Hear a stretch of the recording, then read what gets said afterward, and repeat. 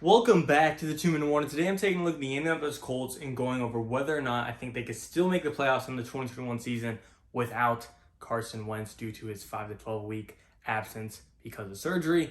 But before we get on that topic, question for those of you in comment down below, just a simple yes or no. Do you think the Colts will make the playoffs in 2021? And kind of hear my answer without getting straight into it though. Obviously this determines what is without Carson Wentz really defined as? Is it without him week 1, without him up until week 9? What is it? With him being, expected to miss 5 to 12 weeks, they gave that broad range because it's a long process of rehab and stretching and just feeling it out and just having confidence more than anything. Even if the doctors tell them if you're healthy, time and time again, there's been plenty of athletes that even though they're cleared to play, have a huge mental block of having confidence again, trusting their foot again, trusting their body again. But just assuming he'll be back whenever he's back, and when he does come back, he will be ready. Sorry, that's a little redundant and wordy there, but just to rephrase it, assuming he is what the Colts are expecting him to be or wanting him to be when he is back, not assuming he has any psychological issues with his trust and such as, I believe in the Colts still. I truly believe this roster could still make a playoff run. A couple things that are going for them. A, they're in a shaky division.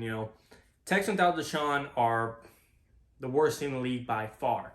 Jaguars, do I think they'll be a problem for the Colts in the future? Yes, but I'm not gonna, I'm not gonna be too fearful of rookie Trevor Lawrence right now, rookie Travis Etienne, rookie Urban Meyer. Again, in the future, they're a team to watch out for. But for this year, I do think the Colts will be okay. And to me, it's a two-man race, them and the Titans. And of course, the Titans do have some top-tier talented dudes. Your Julio Jones, AJ Brown, Ryan Tannehill, Derrick Henry. But a couple things they lack is well-roundedness. Great talent everywhere. Their offensive line, it's decent, it's solid, it's going to be healthy, but it's not like the Colts line. Their defense, expected talent. Bud Dupree, Kevin Byard, Caleb Farley, Norris Jenkins. But the Colts, they got plenty of talent. It's not just a couple specks of players, 7, 8, 9, 10 guys that are carrying the whole 22-man roster. I believe in the Colts roster, top to bottom, has a lot more talent to go around. Again, they have a top 2 line of football. They have one of the deepest backfields in football. Jonathan Taylor is on the come up. He's already a top 10 running back as a rookie. Nyheim Hines, Marlon Mack, those guys should not be backups, yet they are, and that's a good thing for the Colts. Receiving core, there's no Julio Jones or AJ Brown, but there's some depth to it. Michael Pittman Jr. is on the come up. T.Y. Hilton's T.Y. Hilton. Jack Doyle, he's got your reliability. Mo Alley Cox got your athleticism. Zach Pascal, Paris Campbell, some good number 3 options. And with the good defense of Darius Leonard, one of the best linebackers in the NFL, DeForest Buckner, one of the best interior linemen in the NFL, with some up-and-coming rookies, Kwity Paye, Oda Adebango, excuse me on that pronunciation, I say that every video, Tyquan Lewis, experienced Xavier Rhodes, underrated Kenny Moore. They have a great, well-rounded team that I still believe can make a playoff push. They might not go 12-5 like I once expected them to, but can they still make the playoffs, whether it be winning the division or not, at 10-7, 11-6? I 100% think so. Again, Carson Wentz is going to be out at worst 12 weeks, and that puts him right around starting for like week 6, week 7 in the NFL. And looking at the first 5 weeks, they play the Seahawks, Rams, Titans, Dolphins, Ravens, and then week 6 is the Texans. But again, Seahawks, Rams, Titans at home in Tennessee, Miami, and Baltimore Ravens. There's a good chance the Colts would struggle with that 5-game stretch, Carson Wentz or not. That is a tough stretch for any team, any quarterback, anyone. Seahawks are a playoff team. Rams are a playoff team. Tennessee's your biggest division rival. They're a playoff team, and it's in Tennessee. Dolphins got a premier defense in the league, and the Ravens are the Ravens with Lamar Jackson electricity. They're a playoff team. That, again, incredibly hard stretch. That's probably one of the toughest, if not the toughest, first 5 weeks in the NFL. So you were going to have a shaky start with or without Wentz. You could have, with Wentz, went 2-3. You just could have. But now, you may go 1-4. If you could pull out 1 to 2 of those games, I think you'll be in great shape. 2-3, if you could pull that out with Jacob Eason, and that sounds really tough. But when you have great protection, a lot of backup quarterbacks for a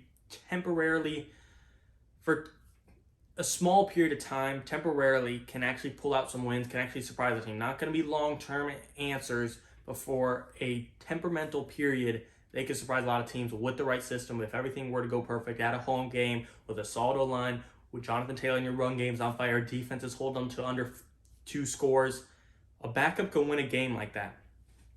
And therefore, I think they still have a chance of going 2-3 in that game stretch, and 2-3 is not so bad with or without Wentz. With Wentz, I don't see them going 4-1, 5-0. I think with Wentz that'd be maybe from 1-4, 2-3 to maybe 3-2. It's a tough stretch either way. But now you get Wentz back in week 6, and you play the Houston, and now all of a sudden you're 3-3, and you're gonna play Houston again. That's gonna be 4-3. You're gonna play the Jaguars twice. That could be 6-3. You're gonna play the Titans at home. That could be 7-3.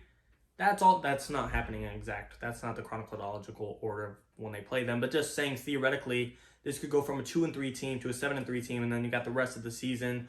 The NFC West, you still have to play the Niners and the Cardinals, and the Bucs are the 17th game. You know, that 7-3 could become 7-6 real fast.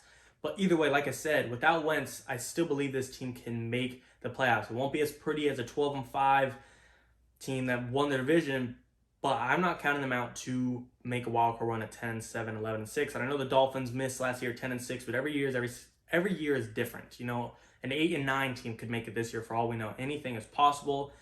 And amongst the AFC teams, I think the Colts are with them, especially with Wentz coming back. Again, he's not out for the season. There's a chance he's back week 1, and they do go 4-1 in that 5-game stretch. And no one's talking about when or if they make the playoffs, but what seeding in the playoffs are they going to be. That's what the conversation can be changed to. So I do think they have a bright future. Do I think their road to the playoffs got tougher? Yes, but do I think it's completely shut down? Absolutely not. When you got a top interior defensive lineman, you have arguably the best linebacker in the league, and you got plenty of experience outside of him, and plenty of youth, a perfect blend of mentorship and up-and-comers, and a great head coach, a great front office, a great management, a great owner. Ever since Andrew Luck left, they have done everything right except actually find the right quarterback, which is obviously a topic for another video, but still, the roster is ready to win now, and they're ready to make a playoff push. And I do think as long as Wentz does come back, you know, at week 6 or week 7 when he's expected to, and he's not back at week 13, this team will still make the playoffs. If I had to bet money, if I'm guaranteed Wentz comes back week 6 or earlier, that puts him right at 11, 12 weeks. That would be, if he doesn't make it back by then, he's going past the range. I would personally bet they do make the playoffs. If I was forced to, I would bet they do rather than don't. We'll just have to see how it turns out. I do want to hear your guys' opinions, though. I just don't see a team with a top 2 roster, a top 2 O-line, a top 10 run game, a top 10 defense, an amazing head coach, and all these guys are progressing. You know, it's not like, oh, they're number 10, they're number 10, they're number 2. They're up and coming. They're number 10. Say Jonathan Taylor's the 10th best running back, but he has the potential to reach top 5. This defense as top 10 has the potential to reach top 5. This is a team that still will make the playoffs, in my opinion, as long as Carson Wentz does come back with a reasonable timetable.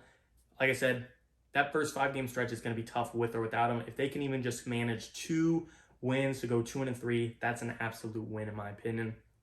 Again, we'll just have to see how it turns out. You guys tell me what you think. If there's a player or a coach or just a play or some kind of take I'm not thinking of off the top of my head, drop it down below in the comments. I love replying to you guys, and I love seeing my mind be changed because it really can happen when I see your guys' different perspectives. But like I said, let me know what you think, and I do want to hear your opinions, yes or no. Do they make the playoffs? As always, and of course, thank you for watching, guys.